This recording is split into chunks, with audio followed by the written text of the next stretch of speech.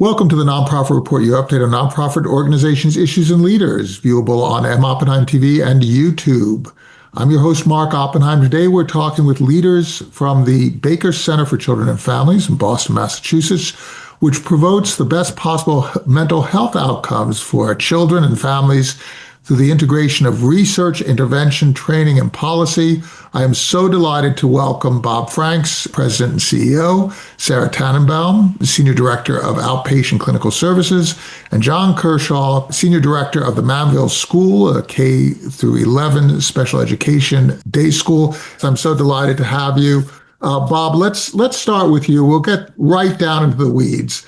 And you provide direct services, treatment, policy, research, professional training. It's all very ambitious, and it's a combination of different types of services, from advocacy to direct clinical services, that is quite unusual to see in one organization. So talk a little bit about the organization, how it came to be, and why you've decided to deal with this topic so holistically. So going way back in our history, we've been around for over 100 years. We're actually one of the earliest and first providers of children's mental health services in the country. We're named after a juvenile court judge. He was the second in the country. Harvey Baker was assigned to Boston and saw all of these young kids who were homeless in the streets, getting involved in criminal activities, and he saw them as needing help. Later, a foundation was started in his name, and it led to the establishment of the Judge Baker Children's Center, which is now today the Baker Center for Children and Families. So we've been doing this work for a really long time. And I think what's always distinguished the Baker Center in that whole 100-year history is we always try to take the best available ideas based upon research, based upon best practices, and then bring them into the real world to benefit children and families. And really, at the end of the day, that's who it's about. Everything that we do is grounded in the fact that we're trying to help children and families receive the absolute best possible outcomes. So that's sort of who we are historically. We've morphed a little over the years, as you might imagine, in that 100-year history. And where we've evolved today is this multi-service organization. We are an affiliate of Harvard Medical School. So we do have a training and teaching and research component of what we do. And then we also provide direct services to families through our outpatient services, through our Manville School, and some of our specialty programs. And then we're also involved in training activities across the country. We're actually working in over 19 states right now, training other providers in best practice models of care, some of which were developed at the Baker Center. And Sarah, when you're talking about, and we're going to get to you, John, in a second, we're definitely not going to neglect the Manville School, but let's start with Sarah. When you look at outpatient clinical services, you're dealing with young people, with families from all sorts of different backgrounds, all sorts of different circumstances, all sorts of different challenges. How do you go through this process of understanding when somebody comes in to your center, and perhaps you can also cover how they actually reach one of your counselors? How do you come to understand the individual needs of individual people? Yeah, that's a great question. And, it's really, really important that we think about each family, each child who comes to us as a unique individual who has their own cultural identity, is rooted in their own experiences and their own situation. And so really what we do is we make sure we get a broad understanding and assessment of the challenges that they're facing that are driving them to seek treatment, but also the strengths and the natural supports that they have. That are going to really be our partners and help us sort of mitigate the risks and really build resiliency for each child and family. So everyone who comes in, we do a thorough diagnostic assessment where we get understanding of their cultural identity, their values, how they understand the challenge that they're presenting with. And then we put it into more the clinical words and nomenclature about diagnosis so that we can work with insurance, we can bill it, and we can communicate with other providers who are going to be supporting the child and the family. But we really believe that a good diagnostic assessment is core to being able to provide effective treatments, because if we don't have a good understanding of the problem, then there's no way that we can make a tailored treatment plan to address that problem. So we put it in our words as clinicians, but we also make sure that the family has a chance to express it from their own point of view.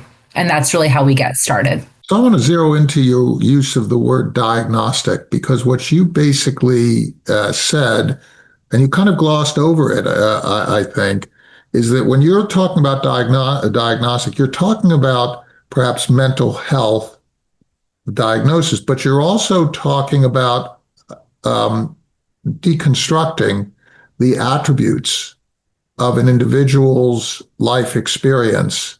So you're taking into account the cultural environment in which they live, the family environment. So it's not just about the medical gobbledygook, right? It's about the person. Yeah, we're a center where we do treatments that have been proven to work, but we have to think about who they've been proven to work for and how we can make sure that we're really broadly defining those outcomes and success. So if we don't really understand the whole person and the environment that they come from, then we really can't tailor our approaches. So, making sure that a family and a person are situating themselves in their own circumstance is going to allow us to really understand the world from their point of view and then meet them and their needs where they are. A kid who is coming to us and saying that they are stressed or they have anxieties, we have to understand, is there a reality to those stressors or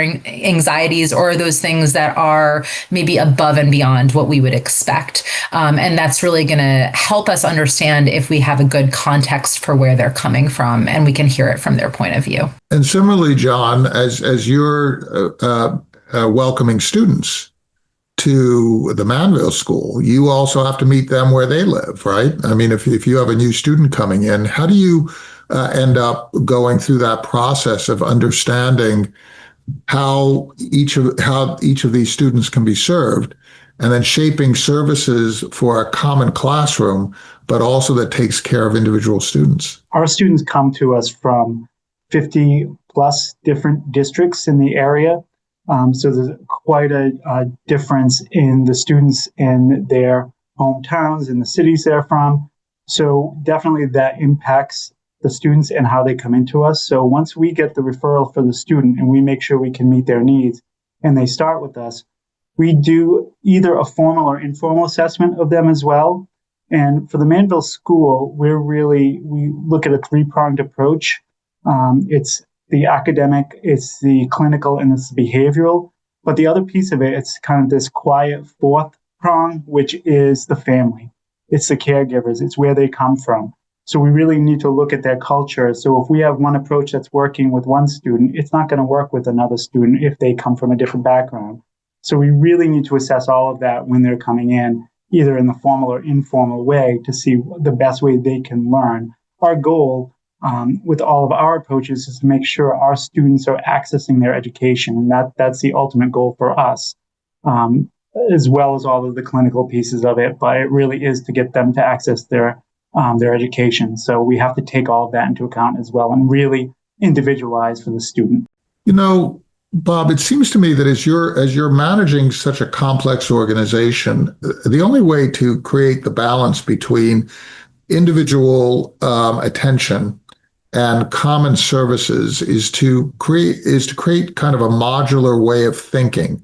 In other words, you take the families and you think about the individual attributes that might attach to a particular child or to a particular family. You take the clinical mental health issues and you look at that modularly, and then you take the data that you're assembling on each person, and you must be taking that and configuring it so that those attributes that you can put together are shaped almost like Lego blocks, so that you can create a common service for these individuals that honors their individuality, but allows you to operationally deliver.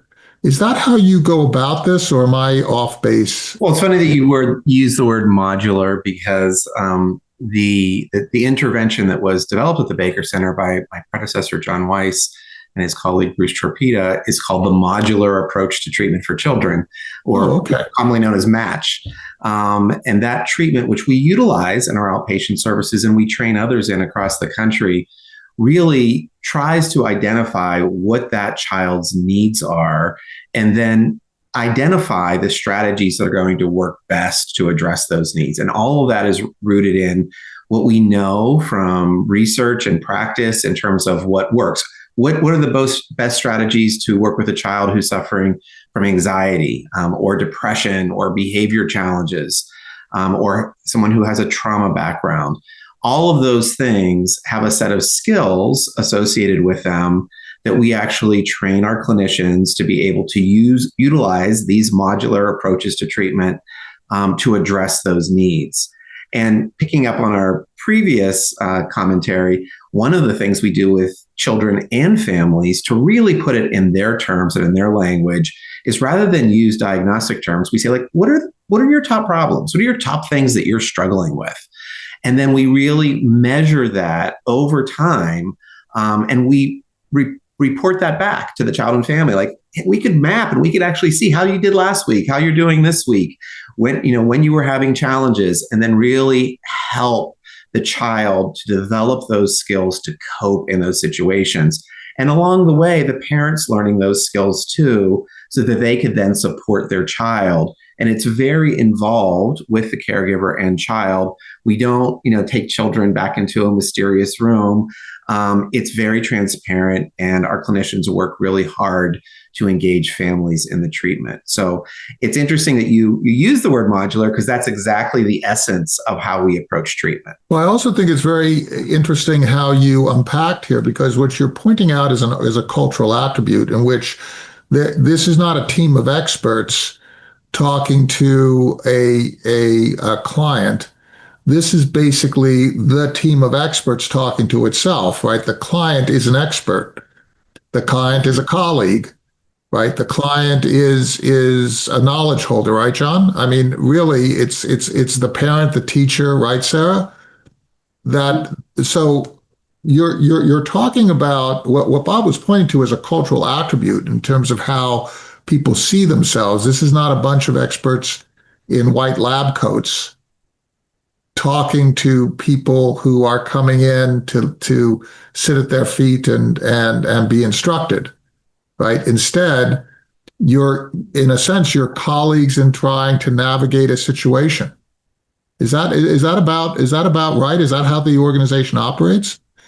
I mean, just because the boss is here, you can. Yeah, it's a great way of describing it. We talk about some of the training, the expertise, the background that our clinical team has, and really partnering that and bridging that with the expertise and the lived experience that the kids and families that we serve has. And at the end of the day, we have a set of skills, but they know themselves, they know their experiences, they know their goals, their strengths, their hopes for the future better than, we ever will. And the goal is that we really make ourselves obsolete, because as fun as we are, we want kids and teens and young adults doing the things that bring them joy and help them feel motivated and enriched in their lives. And we want to see ourselves as a tool to help them achieve those things, but not as a necessary component. So really, it's about us learning about them just like they're learning about some of the skills and strategies that we have. And there's a synergy where we each have some expertise to share and then work together to think about how we can bring the tools into the real life situations where they find themselves, so that they can manage stressors or life challenges with increasing skill and confidence. And I do think this makes us a little different than other providers. And in fact, we see a lot of families who kind of breathe a sigh of relief and say, like, wow, I've never really experienced something like this before. I've maybe tried other forms of treatment that haven't been as successful. our goal is really to we call it graduation, graduate the kids that we work with. So, I've been at this for over 30 years, and in other settings that I've worked, you'll see long-term treatment that's really about sort of maintenance of the family, supportive treatment. And it's helpful, but it's not helping the child master or develop those skills that's going to help them really graduate and move forward. So that's what we think sets us apart. Similarly, with our Manville School, we're trying to get these kids back into mainstream school to develop the skills necessary to do that. So that's sort of another core element of, I think, what makes the Baker Center special. Well, that's what I was going to ask you, John, is that, you're going K through 11, right? So the implication is that your people are moving toward an exit of the school. Is that correct? That you're trying to get people back into their local school districts? It is. It's a combination. All our students come in at different places and have different specific needs, and we really try to meet those students and their families where they are. Our goal definitely is for a stabilization of the student, to give them the skills where they can go back to their local school, make friends, interact in school, and learn in their regular school and their school district. On the other hand, some of the students need the supports that Manville has longer term, and they can be in the Manville School up to 11th grade. Next year, we're going to expand to 12th grade. And we're going to be there for those students as well. It really is individualized. It's really specific for each student. In terms of taking all this wisdom that you develop over the course of your day, how does that get transformed into advocacy, policy work, that type of work to inform how civil society in general, government entities, and so on, partners, look on the requirements of families to have support during traumatic phases? I like to frame our work as happening at the policy, systems, and practice levels. So, at the practice levels, we're providing direct services, and then we're also training others in how to deliver those services. At the systems level, we're interacting with states, with systems of care, with local municipalities, with counties, and we're working with them to, develop robust mental health systems where they're also engaging their providers in a system of care that can serve families better. And then at the policy level, we're really thinking about, at the state level, at the national level, what kinds of policies do we need in place to be able to support children and families? So in that type of work, we will work directly with legislators. We will develop policy briefs on best practices for certain programs. We will get involved in advocacy around certain issues. So it's really this multi-pronged approach. And I think the longer you do this over time, you realize that all those levels are really important if you want to create sustained change over time. You can make a huge difference in the life of one family, but then when you begin to change the way services are delivered, or change the way systems interact with each other, or change policies that support children and families, you then can impact a generation of children and families. And that's really what our goal is. And it seems that your overarching goal is really a healthier civil society, right? In other words, creating healthier families, helping families to navigate on their own, creating independence where it's possible. But it seems like you're after a healthy place for us all to live. No, I love the way of phrasing it as a, sort of cultivating a healthier society, because, I'm a trained clinical psychologist, and our field really has a illness-oriented or treatment-oriented approach. And I think the way that you're describing it, where we can think about, yes, treatment and intervention for kids who need it, but also prevention, the promotion of resiliency. I think that is really a paradigm shift that our field needs to see. We, instead of waiting for things to get bad or worse, what are the tools and strategies that we know work, that we know to be effective, and how can we, empower families families with them? How can we empower teachers, providers, pediatricians, all the people who interact with kids, the same set of skills that we know to be really effective? And our programs start quite young. At our clinic, we start at 2. In the Manville School, they start at kindergarten. So we're really trying to have that impact where we can serve the older age range of kids and young adults as well. But when we can get in with young children and we can involve their caretakers, then we really have the ability to make some meaningful grounds in terms of developing a healthier, sort of world for our kids to live in. I also get the sense that we're moving from a situation in which trauma happened to somebody else, or trauma is a marker of disability or distinction, to one where there's an increasing recognition that trauma happens to different people, all of us, at different times of our lives, and we have different needs, and it's not even that we're destigmatizing. We're just becoming much more accepting of the of facts on the ground, right? I mean, if you're unemployed or your parents are unemployed, you're going to experience a certain type of trauma. If you come from a different place and you speak a different language and you have to suddenly learn the language of that is spoken in the local schools, you're going to experience trauma. If you have difficulty reading or with math, and you have to deal with the mockery of kids on the playground. There are all these different elements. I don't want to suggest that everything is equally is serious, but what you're doing is you're basically saying we're here to help. Yeah, I think when you look at, trauma is part of the fabric of human life. Pretty much all of us are impacted in some way at some point by a traumatic event. And yes, they are of greatly differing degrees. And some folks really have a hard time recovering and coping from those traumatic experiences, and then can develop chronic challenges and chronic symptoms, while others can recover sort of naturally with supports in their environment.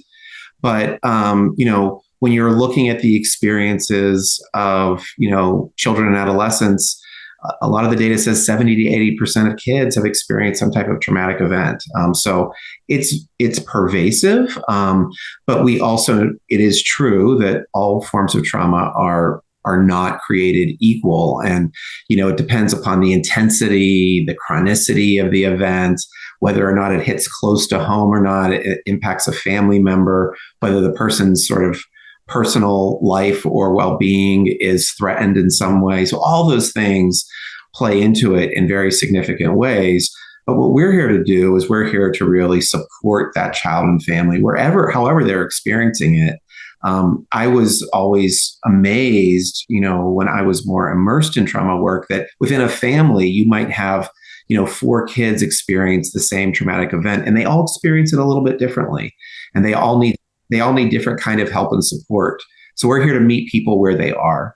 Right, and some people don't need help at all, right? I mean, they're able to navigate, and that's fine. Let's, we're coming to the end of our time, so let's talk a little bit about the professional training that you do, because what you're also doing is you're equipping people along a whole range of different career stages to take in the lessons and then apply them in their individual communities. Bob, and then let's just go around the room. Could you just talk about how you look at the training element? And in a sense, it's not only training, it's also education. It's informing people like myself so that I understand how your work might inform my daily life.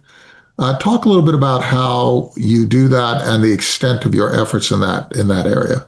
Sarah's our director of training, so she could speak very conversantly on this, but I will say that it's a huge cornerstone and commitment of the Baker Center to train that next generation of folks really across the board. We also, most of our training is in the clinical area, but we also train folks to be policy advocates and researchers. And so, we're really looking at training across the board. And, I always feel like, each generation gets a little bit better. We're always people are learning new things, they're innovating. We learn from our trainees just as much as they learn from us. And your parents and your young people we're learning. We try to be a learning organization in every way. But Sarah could talk a little bit more about how we do that.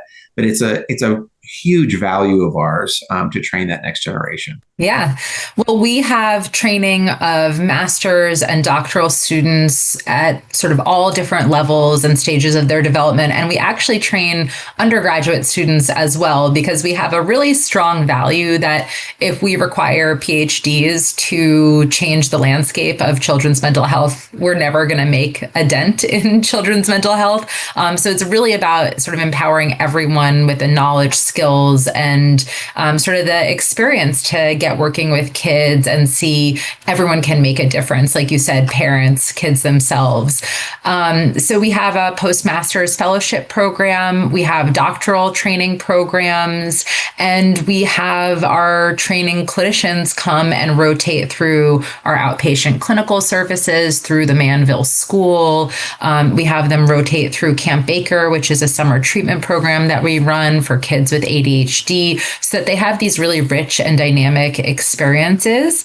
And part of what we have them do is get really trained up in the assessments that we talked about that are so core to understanding the challenges that kids and families come with, and then making sure that they're trained in cutting edge, flexible treatments that can meet kids and families where they are, and not just address, a singular issue, but address the combination of challenges that kids are facing, so that we can really be a one-stop shop, and we can train clinicians on how to be multifaceted providers who can say, if you're struggling with this area, we can really help address this challenge.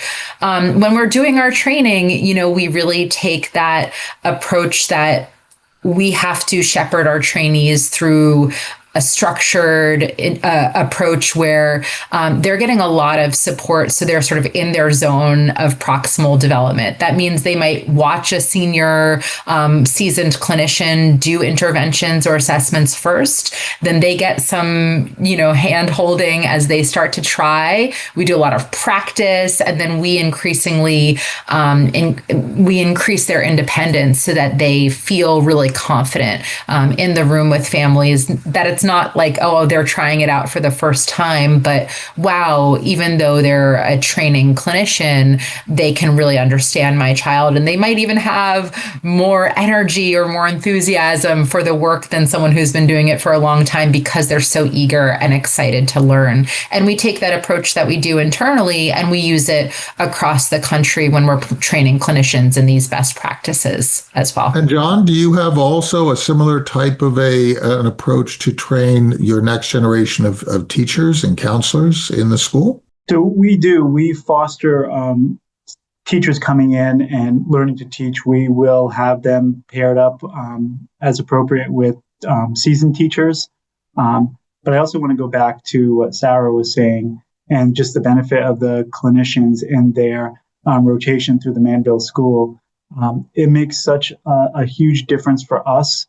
And I think for the trainee, because they're getting such different approaches, we do similar work, our clinicians, but the outcomes are different. The type of the therapy that they're doing is going to be different in the school, when our goal is to get the students to learn, where Sarah's team is really getting the students to bring this home. And the clinicians as trainees get to see different approaches and looking at different outcomes. I think it gives them such a well-rounded experience that they can leave here with. Bob, as a last word, in terms of the future of this field of the Baker Center, how you would wish America and the world to actually function in emulation of what you do. And I really mean this. I'm not just talking about other organizations like you, but I'm talking about individuals moving through the world like myself, or other schools or other groups. How would you have us learn? What would be the takeaway, the core takeaway that we should have from this conversation? I think, for me, and because I've had the the pleasure of being in this field for a long time and seeing how things have evolved is we know a lot more today than we did 20 years ago about what works for children and families. We have a lot more knowledge, and we have a lot more, practice-based evidence of what works for kids, where and how. And my goal has always been, I want every child, no matter what their walk of life is, no matter where they come from, to have access to that high quality care. I don't think that, you should have to live in a certain neighborhood or have a certain insurance or have a certain zip code to be able to get the care you need. I always talk about, if a new family moves into a neighborhood and you need to find the best orthodontist, you could have 3 conversations and know who the orthodontist is that everybody goes to. And those conversations are much harder if you need some mental health support for your child. It's also hard to know, what is good practice and what does it look like? So I think my wish is that, more providers across the country can learn from our successes and be able to see that there are strategies and approaches that you can utilize where kids don't have to be in treatment for many, many long years. And if we intervene earlier with effective treatments, we could get them back on their feet, back to a healthy, developmental trajectory, and have a generation of kids that's healthier and happier. And so I think that would be my wish, and I think that we're trying to lead the way in that. What a great wish. What a great summary. Bob Franks, President and CEO, Sarah Tannenbaum, Senior Director of Outpatient Clinical Services, and John Kershaw, Senior Director of the Manville School, a K through 11 special education day school. Thank you all for helping us to understand your work. Please thank your staff. Please thank your boards. Please thank your volunteers. Please thank your funders. Please thank your families who are helping to shape the Baker Center in the way that it has for over 100 years. We really appreciate your insights. Thank you so much, Mark.